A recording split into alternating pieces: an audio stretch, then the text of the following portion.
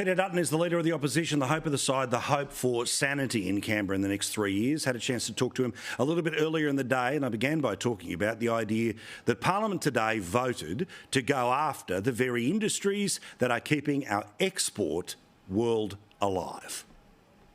Well, Paul, a couple of points. Firstly, this is obviously only possible because Anthony Albanese and Adam Bandt, the Leader of the Greens, have come together to vote for this bill. Chris Bowen himself said that this bill wasn't actually required. So it's a stunt in effect, but what it really says to people, when you hear the Labor Party saying this is an end to the climate wars, what they're really saying with this bill is that it's a start to your gas and electricity prices just going up and up. And there was a family in Sydney today that we were speaking with who had a 41% increase in their most recent gas bill. So the unreliability that Labor's introducing into the system.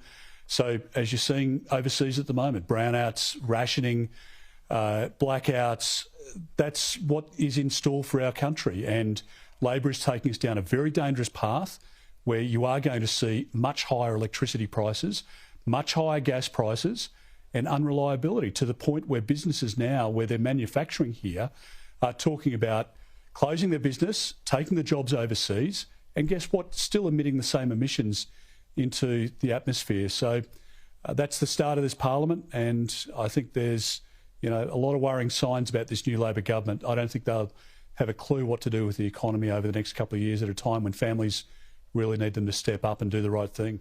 I backed you in all week because you have been asking about cost of living. Cost of living is the worst it has been in an incredibly long time. The government themselves say nothing changes till 2024. The inflation rate is the highest it's been in 32 years. There have been 4 interest rate rises this year, 3 in a row under this government, which is the highest in a generation.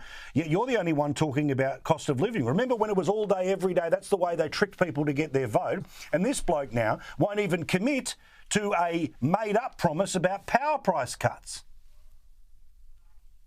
Well, Paul, he promised on 15 occasions during the course of the election, the Prime Minister promised on 15 occasions during the course of the election that there would be a $275 decrease in people's power bills. That was the promise he gave. Now, they've walked away from that, and we've asked them questions about it all week, and they refuse to commit to that outcome. So it's all right to go out into the suburbs and tell people that, we're hearing you, you've got an electricity bill that you can't afford, it's going up and up, we're going to provide you with relief, vote for us and we'll give you a $275 decrease. He gets to Canberra and completely walks away from it. So I think people understand that there's a big divide between what Labor promises and what they can deliver. The point is, Paul, governments are presented with events all the time. The Howard government had, the gun debate to deal with. They had the issue in East Timor. The Abbott government had boats to deal with. The Rudd government, different issues. It's how the government of the day responds to those issues. You can't just say, oh, woe is me, I've come in at a bad time, it's high inflation, interest rates are going up. It's how you respond to it.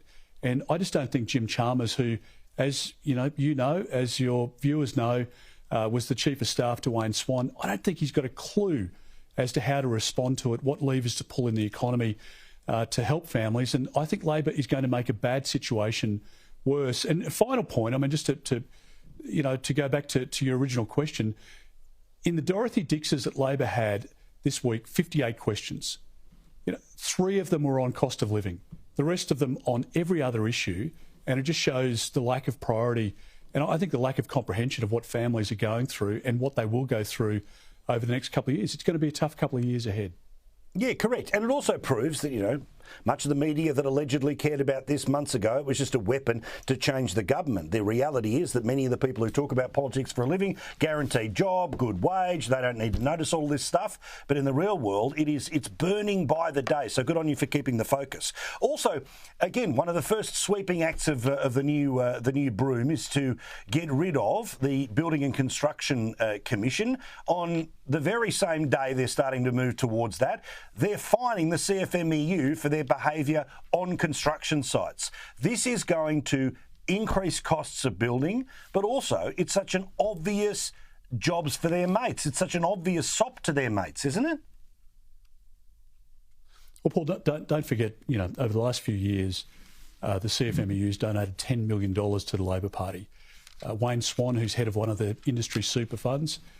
There's, real question marks being asked about money, benefits of retirees, of people who are accumulating their super, being paid to political parties, predominantly the Labor Party. I mean, there are all sorts of questions that need to be asked, and some of the first acts of this government have been to try and, bury those connections and to try and hide those donations. And the CFMEU was a union like no other. They're like the BLF from many years ago, but in the modern age, there is just not a parallel to it. When you look at the people that have been charged with assault, with affray, with stealing, with extortion, all sorts of allegations made against members of the CFMEU, and countless cases before the courts, even the High Court.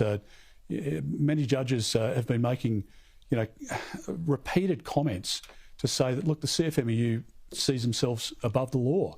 They just factor into their cost of business the fines, and they continue on. And I mean, you would have seen the footage today in Brisbane where the CFMEU tries to storm the government headquarters where the public servants are housed to drag out the head of the main roads department because he won't issue the contracts which are favourable to the CFMEU. I mean, where on earth in our country does that, pass the common sense test? They're like the modern day mafia, modern day Teamsters, and the Labor Party have got the closest affiliation with them. They take $10 million from them, and no wonder they're prepared to abolish the Building Commission, which was the watchdog designed to try and keep them in check, to stop the assaults on women and others on the building sites. And as you say, I mean, they stop concrete pours, they drive up the price of construction, which means for hospitals and aged care facilities, for houses, the cost is more than what it needs to be. In fact, tens of thousands of dollars more you're paying for a unit on a CFMEU site than on a building site where the CFMEU is not present. Well, good on you, mate. I know they're all sort of, patting each other on the back down there in Lefty Land. Thank you for reminding them that the rest of the country exists, and I think you'll be the victor in the end. Good on you, mate.